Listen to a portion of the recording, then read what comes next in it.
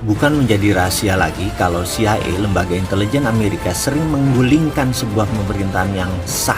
Ada 5 hal yang mereka lakukan dan sampai sekarang mereka masih tetap melakukannya. Yang pertama yang dilakukan adalah, dan ini adalah paling sering, yaitu membiayai oposisi. Cara ini adalah cara yang paling aman dan metode paling murah dari CIA. Bisa hanya memodali memberi uang kelompok oposisi atau memodali mereka yang akan melakukan kudeta. Iran di tahun 53, Vietnam di tahun 63, Brazil, Guatemala, salah satu operasi intelijen dengan model ini yang dilakukan oleh Amerika. Cara nomor 2 yang paling sering dilakukan adalah dengan assassination atau pembunuhan. Membunuh pemimpin lalu menggantikan dengan pemimpin yang pro-Amerika. Misalnya Patrice Lumumba di Kongo, dan banyak lagi pemimpin-pemimpin berbagai negara yang tidak jelas kematiannya tapi didesain oleh Amerika agar digantikan dengan pemimpin yang pro-Amerika. Lalu, cara ketiga yang paling sering dilakukan oleh CIA adalah melumpuhkan ekonomi, atau dalam bahasa akademinya adalah economic assassination. Perang tarif dengan Cina, embargo perdagangan, dengan cepat akan merubuhkan sebuah negara seperti Kuba sampai sekarang di embargo. Kemudian Chile di tahun 70-an ketika Allende yang melakukan nasionalisasi atas aset-aset Amerika membuat Presiden Nixon memerintahkan CIA dengan kalimat "Make Chileans Scream" atau membuat bangsa Chile menjerit. Yang terakhir, Pinochet mengkudeta Allende. 2 hal itu dilakukan di sana. Tekanan secara ekonomi lalu mendukung kudeta oposisi. Lalu saat ini misalnya serangan mata uang lira di Turki yang menjatuhkan 40% nilai Turki dalam setahun terakhir dan membuat banyak investasi keluar dari Turki. Kemudian juga Venezuela diserang dengan economic hitman sehingga inflasinya lebih dari 1000%. Indonesia di tahun 1997 adalah bagian dari economic assassination untuk merubuhkan rezim Soeharto. Kemudian saat ini yang paling sering dipakai adalah nomor 4, yaitu pengambil alihan kendali atas media. CIA akan membeli koran, membeli TV, membeli radio untuk merubah opini publik dan melakukan kampanye anti penguasa yang anti Amerika. Di Italia, CIA pernah membeli koran Rome Daily American agar Italia tidak jatuh ke tangan komunis. Namun sekarang petinggi CIA pernah berkata lebih gampang membeli wartawan dan redakturnya daripada membeli koran atau media. Karena itu banyak sekali sekarang foreign jurnalis yang dibayar oleh CIA, dan di media warfare ini kuncinya adalah kendali informasi, di mana sekarang meluas ke internet dan medsos dengan analitik strateginya. Terakhir adalah membangun kepanikan atau menciptakan chaos, menciptakan ketegangan sosial. Seringnya ada demo atau street protest, itu adalah bagian menciptakan kekacauan atau chaos. Turun ke jalan berdemo adalah CIA style sekali. Coba lihat, coba ingat-ingat